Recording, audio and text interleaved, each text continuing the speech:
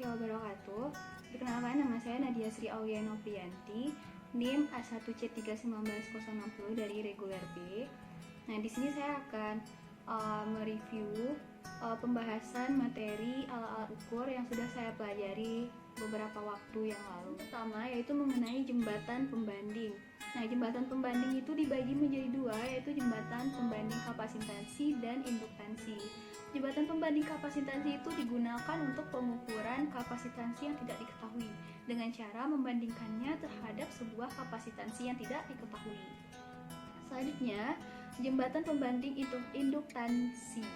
Nah, jembatan pembanding induktansi ini mirip dengan jembatan pembanding kapasitansi. Induktansi yang tidak diketahui ditentukan dengan membandingkan terhadap sebuah induktor standar yang diketahui seperti yang ditunjukkan pada diagram, yaitu jembatan Hay. Nah, jembatan Hay ini digunakan untuk mengukur sebuah induktansi yang tidak diketahui yang dinyatakan dalam kapasitansi yang diketahui. Pada gambar ditunjukkan rangkaian jembatan Hay yang berbeda dari jembatan Maxwell, di mana tahapan R1 dihubungkan secara seri dengan kapasitor.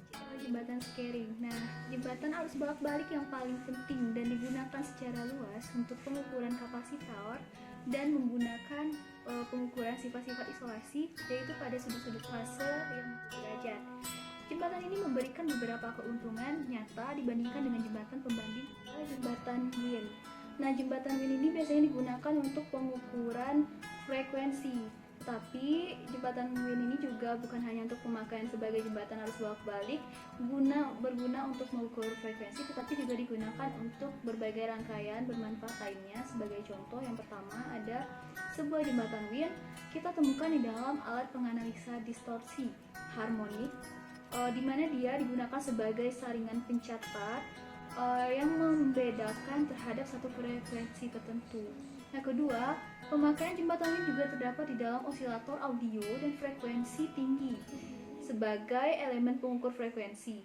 Namun dalam pembahasan ini kita hanya membahas tentang penggunaan jembatan Wien. Materi selanjutnya adalah alat pertanahan Wagner. Nah, dalam praktek dikemukakan bahwa kapasitansi kebocoran terdapat antara berbagai elemen jembatan dan tanah, dan juga lengan-lengan jembatan yang menyebabkan kesalahan pengukuran, khususnya yang terjadi pada frekuensi-frekuensi induktor besar. Salah satu metode menghilangkan sebagian kapasitansi kebocoran di dalam suatu rangkaian jembatan adalah alat pertanahan Wagner. Selanjutnya adalah pembahasan tentang jembatan impedansi universal. Nah, salah satu jembatan yang sangat bermanfaat di dalam laboratorium adalah jembatan impedansi universal.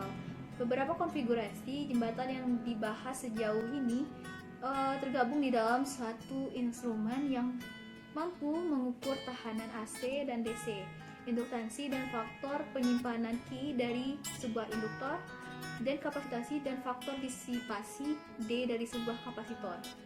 Penjelasan selanjutnya adalah osiloskop. Nah, osiloskop itu adalah alat ukur yang dipakai yang berguna untuk memetakan atau membaca sinyal listrik maupun frekuensi.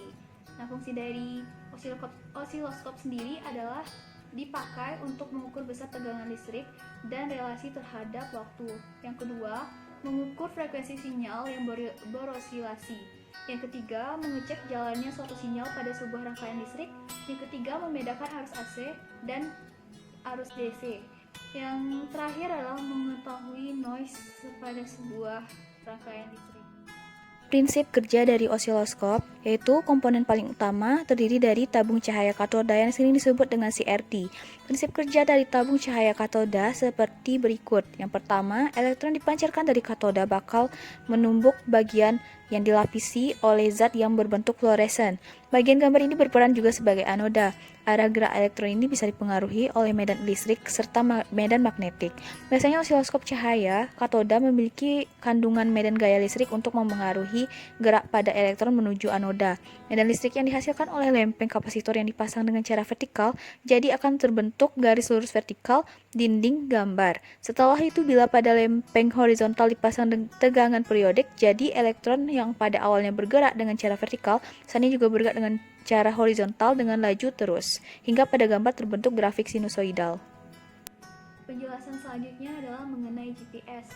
GPS itu adalah Global Positioning System, yaitu suatu sistem radio navigasi dan penentuan posisi yang berbasiskan satelit yang dapat digunakan oleh banyak orang sekaligus dalam dalam pengukuran cuaca, serta didesain untuk memberikan posisi dan kecepatan 3 dimensi yang teliti, dan juga memberikan informasi mengenai waktu secara kontinu di seluruh. Prinsip kerja GPS adalah pengukuran jarak atau range antara GPS receiver dengan satelit. Satelit juga memberikan informasi lokasi orbit di mana saat itu satelit berada di atas permukaan bumi. GPS dapat bekerja seperti ini apabila kita mengetahui jarak tepat kita dari satelit di angkasa. Maka kita dapat mengasumsikan bahwa kita berada di suatu titik di sebuah permukaan dengan radius imajiner yang sama dengan radius satelit.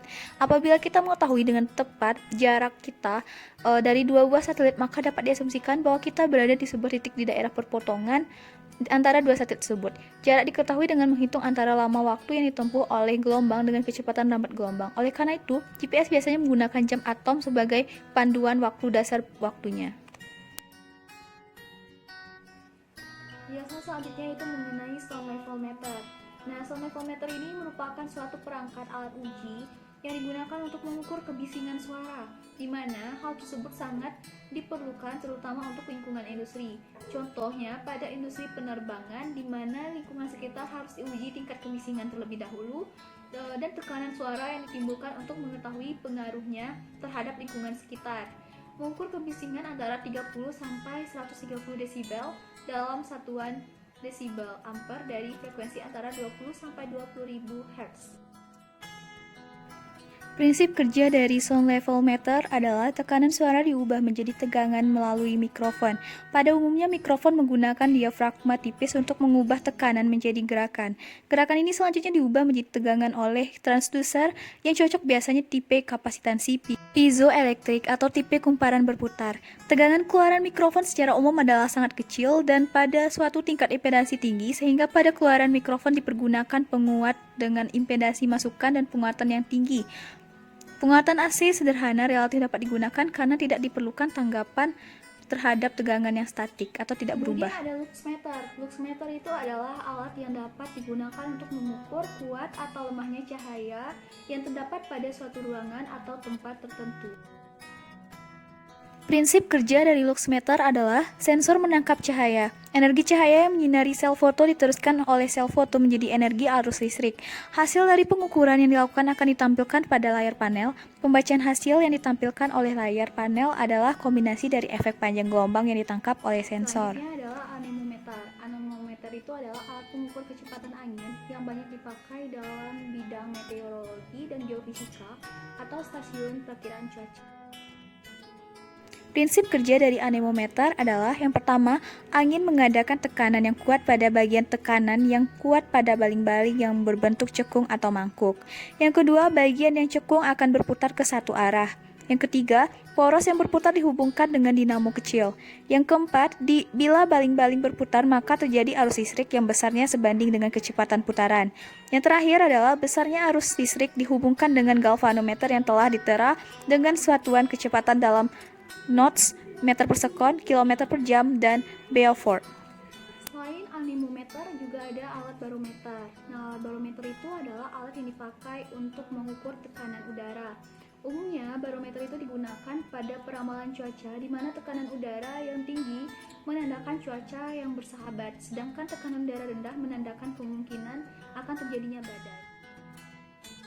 Gambar yang ditunjukkan pada video adalah jenis barometer aneroide. Prinsip kerja dari barometer ini adalah peningkatan tekanan udara akan berpengaruh pada kolom merkuri yang menyebabkan ketinggian raksa di tuba sebelah kiri lebih meningkat di sebelah kanan menurun.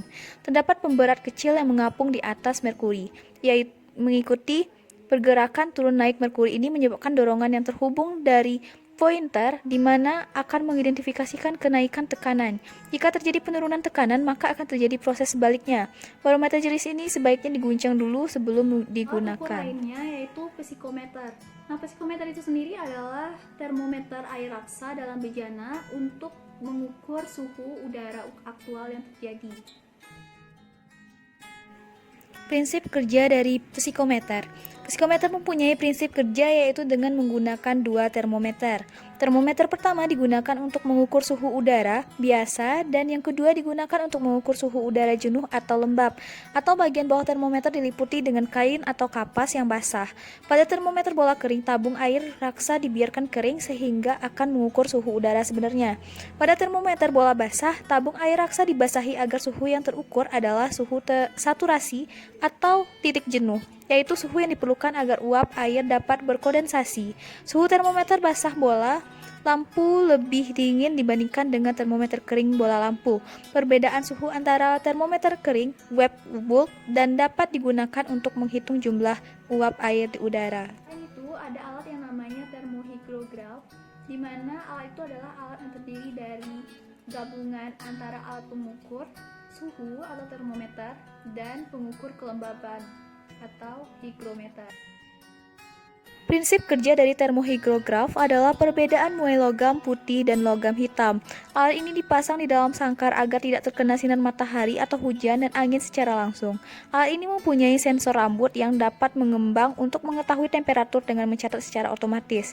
Jika temperatur naik, sensor rambut akan menggerakkan tangkai pena ke atas dan sebaliknya. Sensor rambut pada alat ini juga sebagai indikasi kelembapan nisbi udara. Bila udara lembab, rambut mengembang, menggerakkan engsel, diteruskan ke tangkai pena sehingga tangkai pena naik, begitu juga sebaliknya. Selanjutnya yaitu pengukuran curah hujan. Alat pengukur curah hujan ini dibagi menjadi dua, yaitu ada penakar curah hujan tipe manual dan penakar hujan tipe otomatis.